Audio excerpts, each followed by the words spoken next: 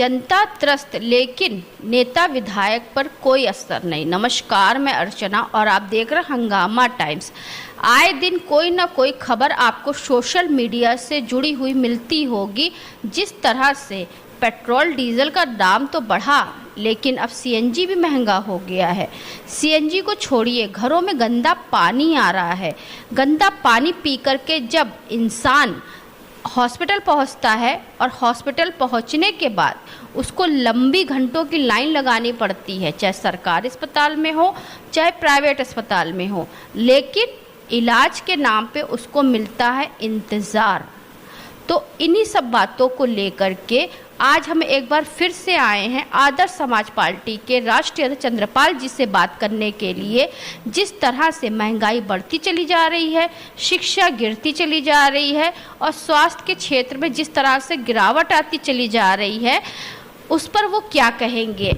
और साथ में जो महंगाई के साथ साथ में डॉलर उठ रहा है, रुपया गिर रहा है। तो चंद्रपाल जी, बहुत बहुत स्वागत है। क्या कहना चाहेंगे, जिस तरह से आए दिन स्वास्थ्य जुड़ी हुई कोई ना कोई खबर हम देखते रहते हैं सोशल मीडिया पर, और जो है केजीएमयू में चाहे सिविल हॉस्पिटल हो चाहे झलकारी बाई हो, हाल ही का मामला है जो सिविल हॉस्पिटल से जुड़ा हुआ है, जहां पर दवाइयों के नाम पर या इलाज के नाम पर लोगों को मिला इंतज़ार।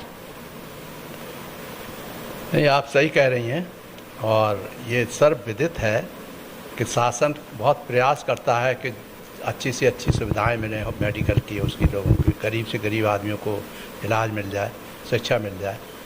मगर देखने को प्रैक्टिकली देखने को जो मिलता है तो महसूस होता है कि अरे ये तो हम लोग बिना बात के क्लेम करते इतना ज़्यादा है, मगर वास्तव में ये है जैसे हॉस्पिटल की है कि लाइन लगी हुई है और लाइन लगने के बाद भी उनको पर्ची बनाने के बाद ही उससे चाहे इमरजेंसी में दिया जाए जाना है, भर्ती होना है, मगर उसमें नहीं करेंगे। पहले पर्ची बना के लाओ, और पर्ची is so important than the life of the person can. हमने कई बार देखा है लोगों को सहायता करते हुए कि क्या है कि किस तरह से ये लोग ये इंतज़ार कर रहे हैं कि वो मर जाए तब पर्ची बने। तो मैंने यही कहा है, सबसे कहता हूँ, आज भी कह रहा हूँ कि कल ही का एक मामला है जिस तरह से एक पति अपनी पत्नी को लेकर के हॉस्पिटल पहुंचा था। उसको ओवर ब्लीडिंग हो रही थी, लेकिन उसको इलाज के नाम पे मिला इंतज़ार। फिर उसको केजीएमयू भेजा गया, वहाँ पे उसने अपने किसी परिचित को फ़ोन किया, तो उसने फ़ोन करके फिर वहाँ पे केजीएमयू में उसका इलाज कराया। इलाज कराने के बाद में ये हुआ कि एक इंसान की पत्नी बच गई। नहीं, ये वास्तविकता है, क्योंकि वो सिस्टम ऐसा बना हुआ है जैसे पर्ची बनाओ, और पर्ची बना गेट पे बैठा हुआ है चौकीदार, वो घुसने नहीं दे रहा, तो कहाँ से पर्ची बनेगी। इसमें साफ पर्ची नहीं बन रही, पर्ची नहीं, तो पर्ची वाला सिस्टम जो है मैं क्योंकि इंसान तो जब अपने किसी अपने प्रियजन को या अपने परिवार के किसी सदस्य को हॉस्पिटल लेकर के आता है, वो सोचता है पहले उसका इलाज हो, फिर फॉर्मेलिटी तो अदा होती रहेगी। सही कह रही हैं आप, बिल्कुल बिल्कुल 100% सही है। ऐसे फॉर्मेलिटी पहले अदा करने के चक्कर में इंसान चला जाता है। तब तक जो हार्ट का, इसे मान ले हार्ट का सीने में दर्द हो रहा है, हाँ। और वो पहुंचा हॉस्पिटल जाने के साथ किसी ने कह दिया कि हार्ट अटैक हो सकता है। लोगों को जनरल यही है कि अगर छाती में कहीं दर्द हो रहा है तो हार्ट अटैक हो सकता है, इसलिए घबराहट होती है तो हर एक फैमिली मेम्बर को।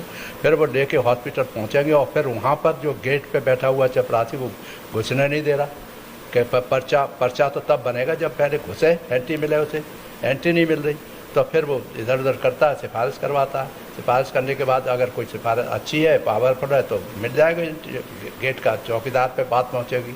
यानी एक आध केस में हमने देखा बहुत ऊंचे डॉक्टर्स को कहने पर बेचारे को एंट्री मिली, और फिर हमने कहा ये तो ऐसे तो आदमी मर जाएगा। तो system should be change for this. यहाँ पे अगर कोई जैसे सवाल उठाया जाता है वर्तमान सरकार से, तो योगी जी बोलते हैं सपा सरकार में ये होता था, मायावती सरकार में ये होता था, सपा सरकार में जैसे अभी हाल ही का बयान है उनका, जैसे लखनऊ में बहुत बिजली की दिक्कत हो रही है, उत्तर प्रदेश में सब जगह बिजली की बहुत दिक्कत हो रही है। जब कुछ लोगों ने उनसे सवाल पूछा कि योगी जी इतनी दिक्कत हो रही है बिजली की, तो उन्होंने सिर्फ कटाक्ष किया और उन्होंने सिर्फ सपा सरकार के ऊपर आरोप लगाया कि जब सपा सरकार थी तो तारों के ऊपर कपड़े सूखते थे। तो अपनी कमी को पूरा ना करते हुए दूसरों की कमी को दिखाना, उनकी सरकार जो आई चली गई, अब तो आप वर्तमान में आपकी सरकार है ना, आप तो बहुत कुछ कर सकते हो ना। आपको जनता ने दो बार उत्तर प्रदेश का मुख्यमंत्री बनाया, 2 बार में दो साल आपका कार्यकाल रहा, 3 साल नरेंद्र मोदी जी का हो रहा है। जिस तरह से ट्रम्प ने भी कहा है कि हमारे देश का यानी कि भारतवर्ष का पहला प्रधानमंत्री मैंने ऐसे देखा है जिसने सबसे ज़्यादा कर्जा लिया हो। बात सही है।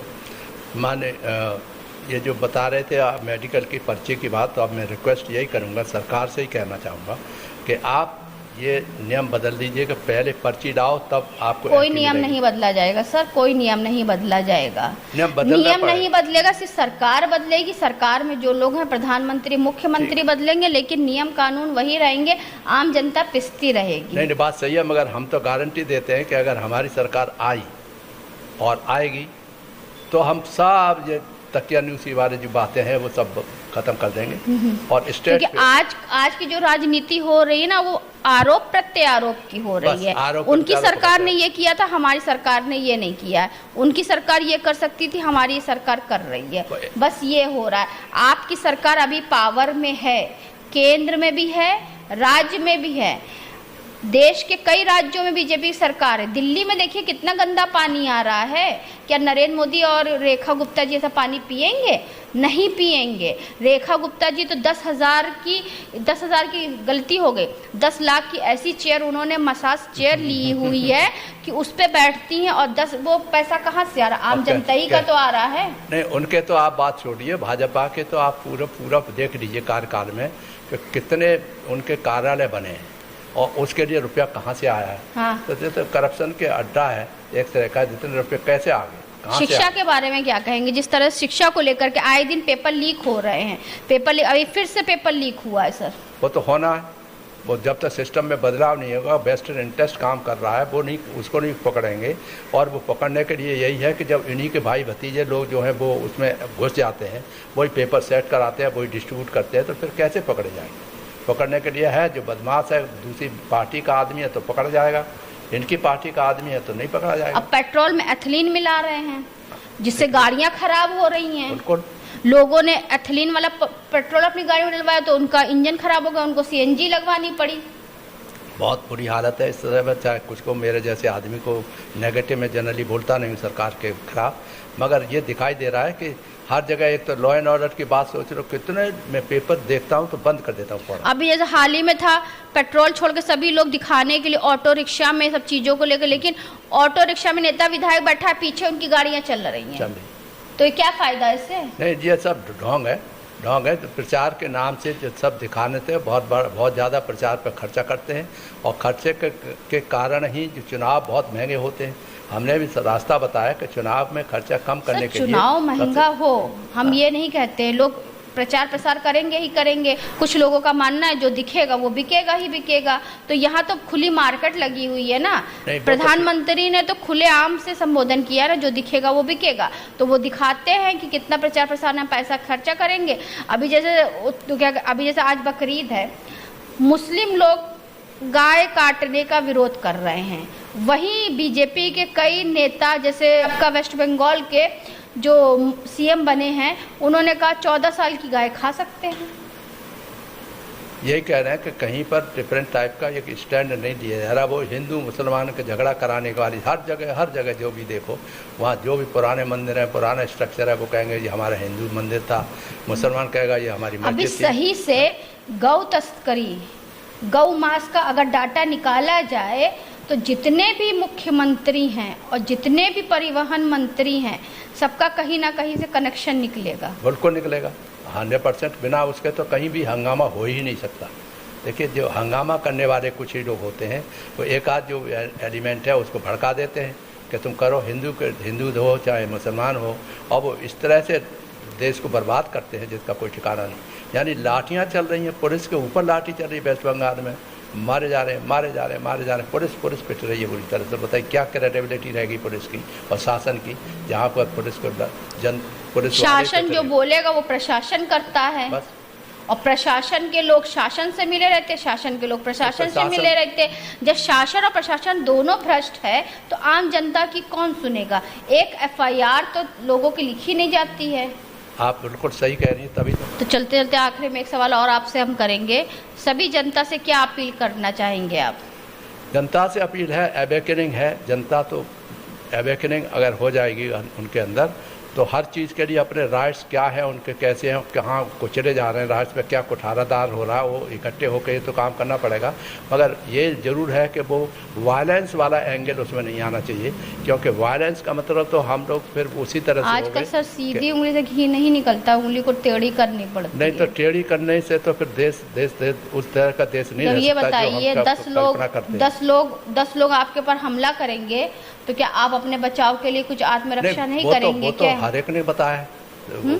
आप बचाव में तो हर एक को बाबा साहब ने भी अब कहा है। आतंक किस रूप में आएगा आपको पता नहीं चलेगा। नहीं चले, वही तो बता रहा हूँ कि किस तरह। अभी आप जैसे जहाँ वोटिंग बूथ पे आप जाइए, आप सरलता से वोट डालने के लिए जाइए, लेकिन एकाएक कहाँ से सब लोग पहुंच जाते हैं हुड़दंग करने वाले, तो उनको कुछ नहीं होता। जो आम जनता होती है तो उनका किसी का सर फट जाता है, किसी का हाथ टूट जाता है, किसी को तो हम तो इसीलिए चिल्लाते, सालों से चिल्ला रहे हैं कि भाई राजनीतिक अपराधीकरण बंद करो। ये लोग वो आते हैं जो राजनीति वाले, जो अपराधी लोग हैं, उन्होंने अपने चेले चपाटों को पाल रखा है और वो ही सब तमाशा ये करते हैं, वही वायलेंस पैदा करते हैं, वही देश को बर्बाद करने में लगे हुए हैं। और हर जो है मुख्यमंत्री और जितने नए नए बने हैं, सब लोग अपनी तारीफ करने में लगेंगे, ये हम ये करेंगे, ये कर डालेंगे, मगर करता हुआ दिखाई नहीं रहता। मारपीट महिलाओं के साथ, लड़कियों के साथ कहते हैं रोप वे पे हो रहे हैं। आजकल मैं देखता हूँ, पढ़ता हूँ पेपर में, माय गॉड, घृणा होती है कि जो इतना आदर्श भारत बनने की बात करते हैं, वो आदर्श भारत न बन करके आदर्श नरक वाला भारत बनाया जा रहा है। क्योंकि तमाम लड़की वड़की सब डरती हैं। आप किसी भी लड़की से एक सर्वे करा के देख ले सरकार कि लड़कियों के दिल में क्या है इस सरकार के बारे में और इन लोगों के इंतजाम के बारे में, कि उनकी सुरक्षा कैसे की जाए, कैसे की नहीं जाए, हर एक बात करते हैं। तो उससे तो बहुत बड़ा नुकसान हो रहा है देश का। बहुत सालों से हम चिल्ला रहे हैं कि भाई दोहरी शिक्षा को ख़त्म करो। हर गरीब आदमी का, गरीब के बच्चा भी वो किसी अच्छे स्कूल में पढ़ सके, मगर उसका कभी नंबर आ ही नहीं सकता, वो बदल ही नहीं सकते। वो सिस्टम वही है तमाम। एक तरफ है गरीब आदमियों के बच्चे पढ़ते हैं, वो आते हैं, और दूसरी तरफ मालदार लोगों के अच्छे अच्छे बच्चे चले जाते हैं, उनको सरलता से आगे मिल जाते हैं। तो वो लोग फिर कंपटीशन में जो बराबर की बात करते हैं, वो कैसे कंपेयर कर सकते हैं?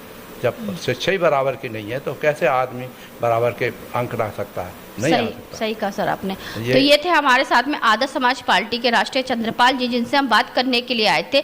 लगातार जिस तरह से महंगाई बढ़ती जा रही, महंगाई के बाद में शिक्षा का स्तर भी गिरता जा रहा है, आए दिन पेपर लीक हो रहा है। चाहे आपका नीट का पेपर हो, चाहे हाल ही में जो परीक्षा हुई थी उसका पेपर लीक हो गया, उसके बाद जब अस्पतालों में घंटों लाइन लगा होता है, मरीज मर जाता है लेकिन उसको इलाज नहीं मिलता है, इलाज के नाम पे उसको इंतज़ार मिलता है। साथ में हमारे देश का रुपया गिर रहा है और डॉलर बढ़ रहा है, जिसको लेकर के बहुत सोचने वाली बात है और गंभीर मुद्दा है कि जिस तरह से हमारे देश के हालात बद से बदतर होते चले जा रहे हैं, तो इस समस्या का समाधान कब होगा? सबसे बड़ा सवाल यही है। तो ऐसे सवालों को हम उठाते रहेंगे और आम जनता की आवाज़ को बुलंद करते रहेंगे। तो इसी के साथ मैं अर्चना आपसे इजाज़त लेना चाहूँगी। धन्यवाद। बने रहिएगा हंगामा टाइम न्यूज़ के साथ में। ऐसे ही हम आपको दिखाते रहेंगे कि उत्तर प्रदेश की राजधानी लखनऊ में क्या खास हो रहा है। हंगामा टाइम्स की तमाम खबरों को देखने के लिए हंगामा टाइम्स को सब्सक्राइब कर लीजिए और बेल आइकन दबा लीजिए। अगर आपको ये वीडियो अच्छा लगा हो तो लाइक बटन प्रेस कर अपनी प्रतिक्रिया हमारे कमेंट बॉक्स में देना मत भूलें।